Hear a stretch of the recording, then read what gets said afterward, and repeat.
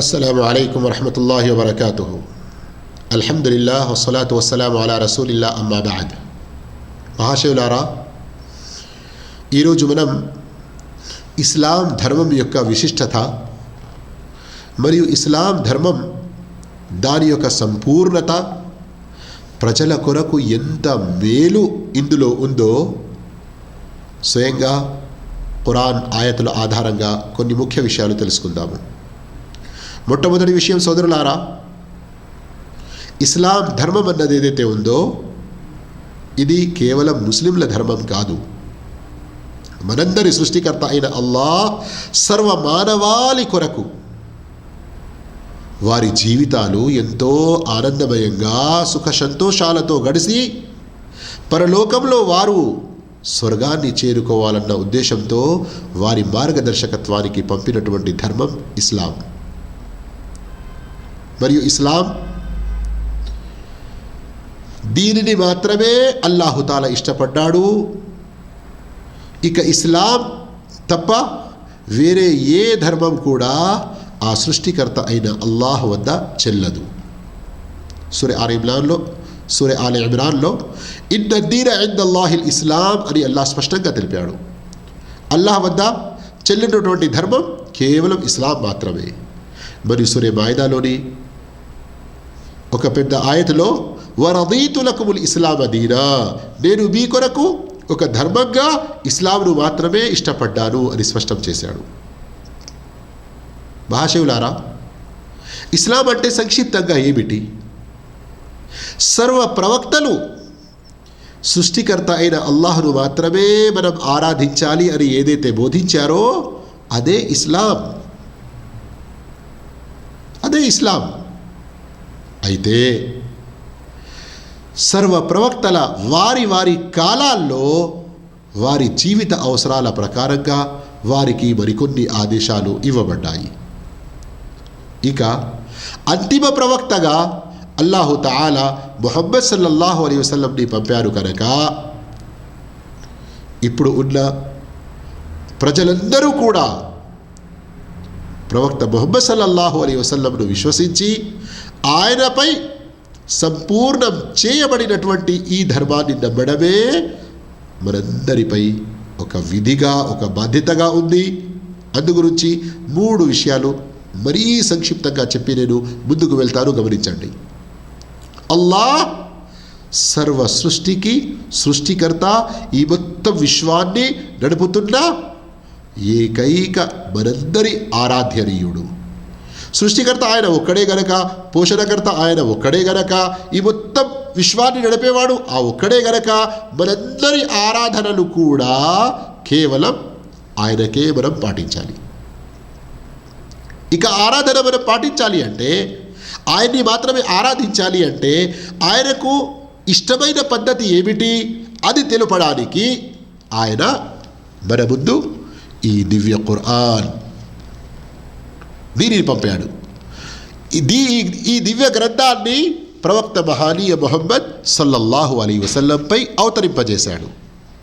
అయితే ముహమ్మద్ సల్లల్లాహు అలైహి వసల్లం వారిని విశ్వసించడం, ఈ ఖురాన్ గ్రంథాన్ని విశ్వసించడం, ఈ ఖురాన్ గ్రంథం దీని యొక్క వ్యాఖ్యానం ప్రవక్త సల్లల్లాహు అలైహి వసల్లం ఎలా చేశారో, మనం ఎలా ఆరాధించాలి అని చేసి చూపించారో ఆ రకంగా అల్లాహ్ను ఆరాధించాలి.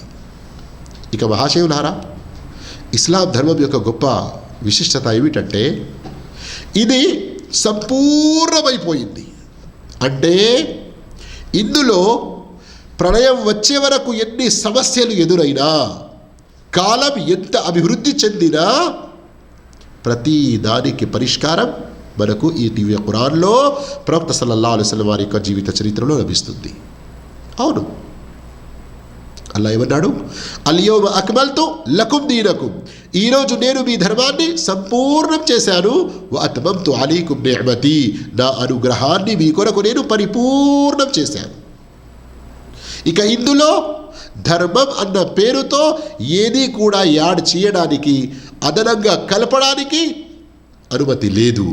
కాలం ఎంత అభివృద్ధి చెందినా మరియు ప్రజలు ఈ భూమండలంలోని ఏ కోణంలో నివసించినా, ఎక్కడ జీవించినా వారి వారి అవసరాలకు తగినట్లు వారి యొక్క జీవిత మార్గదర్శకం ఈ దివ్య ఖురాన్లో ఉంది.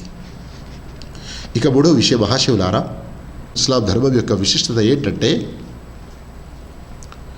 మన జీవితంలోని ప్రతి రంగానికి సంబంధించిన మార్గదర్శకత్వం ఇందులో ఉంది. అంటే ఇందులో కేవలం నమాజ్, ఉపవాసాలు, హజ్ ఉమ్రాలు, ఏదో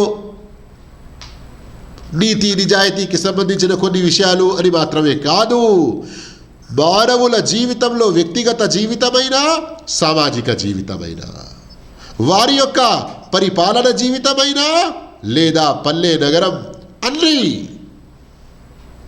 ఇందులో విశ్వాసాలు, ఇందులో ఆరాధనలు, ఇందులో నీతి నడవడిక, మరియు ఇందులో పాలిటిక్స్, ఇందులో మన ఆర్థికానికి సంబంధించిన విషయాలు, అంటే జీవితానికి సంబంధించిన ఏ ఒక్క చిన్న కోణం కూడా ఇందులో కొరత లేకుండా మా ఫర్రత్నా ఫిల్ కితాబి మిన్ షై, మేము పంపినటువంటి ఈ గ్రంథంలో ఎలాంటి లోటు అనేది ఇందులో ఉంచలేదు. మరియు మహాశివులారా, ఇస్లాం ధర్మం దీని యొక్క గొప్పతనం ఏంటంటే దీనిని మనం ఎంత ఉత్తమ రీతిలో నమ్మి దీనిని మనం ఆచరణ రూపకంగా పాటిస్తూ ఉంటామో అంతే ఎక్కువగా మన జీవితాల్లో శుభాలు మేళ్ళు మనకు కలుగుతూ ఉంటాయి. దీనికి సాక్ష్యాధారాలు అల్లా యొక్క గ్రంథమే కాకుండా మన యొక్క 1500 సంవత్సరాల చరిత్ర కూడా ఉంది. ఖురాన్లో మీరు చూస్తే వలౌ అన్నహుం అకాము తౌరాత వల్ ఇంజీల, ఒకవేళ వారు అంటే యూదులు క్రైస్తవులు సరి అయిన విధంగా వారికి ఇవ్వబడినటువంటి తౌరాత్, క్రైస్తవులకు ఇవ్వబడినటువంటి ఇంజీల్ వాటిని ఆచరిస్తూ ఉండేదుంటే లఅకలు మిన్ ఫౌకిహిం వ మిన్ తహ్తి అర్జులిహిం, వారి పై నుండి మరియు వారి యొక్క పాదాల నుండి అన్ని రకాల వనరులు వారికి మేము ఏర్పాటు చేస్తూ ఉంటేవి, వారు అన్ని రకాలుగా ఆస్వాదిస్తూ ఉండేవారు.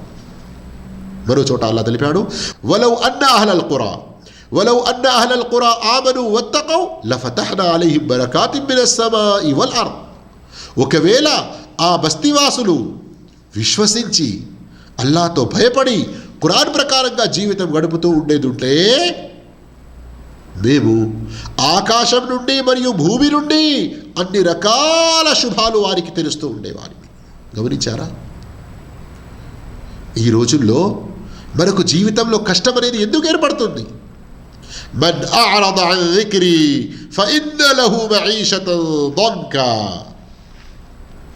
ఎవరైతే నేను పంపిన ఈ దివ్య ఖురాన్ ఈ గ్రంథాన్ని తిరస్కరిస్తారో, దీనికి విముఖత చూపుతారో, వాస్తవానికి వారి జీవితంలో ఆటంకాలు, కష్టాలు మహా ఎదురవుతూ ఉంటాయి. ఇంకా మహాశివులారా, మనం క్షణం పాటు కూడా అల్లా యొక్క కరుణ, అల్లా యొక్క కారుణ్యం లేనిది గడపలేము. అయితే అలా చూడబోతే అవిశ్వాసులపై కూడా అల్లా కారుణ్యం ఉంది, పశుపక్షాదులపై కూడా అల్లా కారుణ్యం ఉంది, అందరిపై అల్లా కారుణ్యం ఉంది. కానీ ప్రత్యేకమైన అల్లా కారుణ్యాన్ని మనం పొందాలి అంటే ఆయన పంపినటువంటి ఈ దివ్య గ్రంథాన్ని, ఆయన పంపినటువంటి ప్రవక్త ముహమ్మద్ సల్లల్లాహు అలైహి వసల్లం వారిని అనుసరిస్తూ ఉండాలి. ఇందులో ఎలాంటి లోటు అనేది లేకుండా సంపూర్ణంగా వారిని మనం అనుసరిస్తూ ఉంటే ఎంత గొప్ప లాభం కలుగుతుందో ఒక్కసారి గమనించండి. ఈ రెండిటిని అనుసరించే యొక్క లాభాలు అల్లాహు తాలా సూరే ఆరాఫ్ సూర నంబర్ 7 ఆయత నంబర్ 157 చివరిలో మరియు 158 చివరిలో ఇలా తెలిపాడు. ఫల్లదీన ఆమనూ బిహి వఅజ్జరూహు వనసరూహు వత్తబఉ النور الذي انزل معه ఉలైక హుముల్ ముఫ్లిహూన్. కనుక ఎవరు ఈ ప్రవక్తను విశ్వసించి, గమనించండి, ఎవరు ఈ ప్రవక్తను విశ్వసించి అతనికి ఆదరువుగా నిలుస్తారో, తోడ్పాటును అందిస్తారో, ఇంకా అతనితో పాటు పంపబడిన జ్యోతిని అనుసరిస్తారో వారే సాఫల్యం పొందేవారు. సాఫల్యం ఎక్కడుంది? మనం ఎక్కడెక్కడో వెతుకుతున్నాము. సాఫల్యం మనం ఎక్కడెక్కడో వెతుకుతున్నాము, కానీ ఇక్కడ ఉన్నది. అల్లా పంపినటువంటి ధర్మంలో ఉంది, ఇస్లాంలో ఉంది, ఖురాన్లో ఉంది, ప్రవక్తను అనుసరించడంలో ఉంది. మరియు ఇలాంటి సాఫల్యం పొందేవారే వాస్తవానికి సన్మార్గంపై కూడా ఉన్నారు. గమనించండి, 158వ ఆయతలోని చివరి భాగం ఖురాన్ గురించి, అల్లాహ్ను గురించి, అల్లా యొక్క ప్రవక్త సల్లల్లాహు అలైహి వసల్లం వారిని విశ్వసించే విషయం గురించి. లా ఇలాహ ఇల్లాహు యుహీ వ యుమీత్, ఆయన తప్ప మరో ఆరాధ్యుడు లేడు, ఆయనే బ్రతికించేవాడు, ఆయననే మరణాన్ని ఇచ్చేవాడు. ఫామిను బిల్లాహి వ రసూలిహి నబియ్యిల్ ఉమ్మీ అల్లదీ యుమిను బిల్లాహి వ కలిమాతిహి వత్తబిఊహు లఅల్లకుం తహ్తదూన్. కనుక అల్లాహ్ను విశ్వసించండి, సందేశహరులు నిరక్షరాసి అయిన ఆయన ప్రవక్తను కూడా విశ్వసించండి. ఆ ప్రవక్త అల్లాహ్ను మరియు ఆయన ఆదేశాలను విశ్వసిస్తాడు, అతన్ని అనుసరించండి, తద్వారా మీరు సన్మార్గం పొందుతారు. గమనించారా సోదరులారా, సోదరివరులారా? ఇస్లాం ధర్మం ఖురాన్ మరియు హదీస్ రూపంలో ఏదైతే మన ముందు ఉందో దానిని అనుసరించడంలోనే మనకు సాఫల్యం ఉంది, మనకు సన్మార్గం ప్రాప్తమవుతుంది. ఇంకా ఈ విధంగా ఇస్లాం యొక్క విశిష్టత, ఇస్లాం యొక్క గొప్పతనాన్ని మనం చూసుకుంటూ పోతే ఎన్నో విషయాలు ఉన్నాయి. కానీ చివరిలో మరోసారి నేను చెప్పేది ఏమిటంటే, స్వయంగా మీరు ఎవరైతే మేము ముస్లింలం కాదు, మా గురించి ఖురాన్ గ్రంథం లేదు అని ఏదైతే భావిస్తున్నారో అలా భావించకండి. మరియు స్వయంగా మీరు ముస్లిం సోదరులారా, మీరు కూడా, మనము కూడా అందరము ఖురాన్ గ్రంథాన్ని చదవాలి. ఎంత ఎక్కువగా చదువుతామో, ప్రవక్త సల్లల్లాహు అలైహి వసల్లం వారి యొక్క జీవిత చరిత్రను తెలుసుకుంటూ హదీసులను ఎక్కువగా చదువుతుంటామో అంతే ఎక్కువగా ఆచరించగలుగుతాము. ఎంత ఎక్కువగా ఆచరించగలుగుతామో విశ్వాసంతో పాటు అంతే ఎక్కువగా ఇహ పర లోకాల లాభాలు మనకు కలుగుతూ ఉంటాయి. అల్లాహ్ మనందరికీ సద్భాగ్యం ప్రసాదించుగాక. జజాకుముల్లాహు ఖైరా. వస్సలాము అలైకుం వరహ్మతుల్లాహి వబరకాతుహు.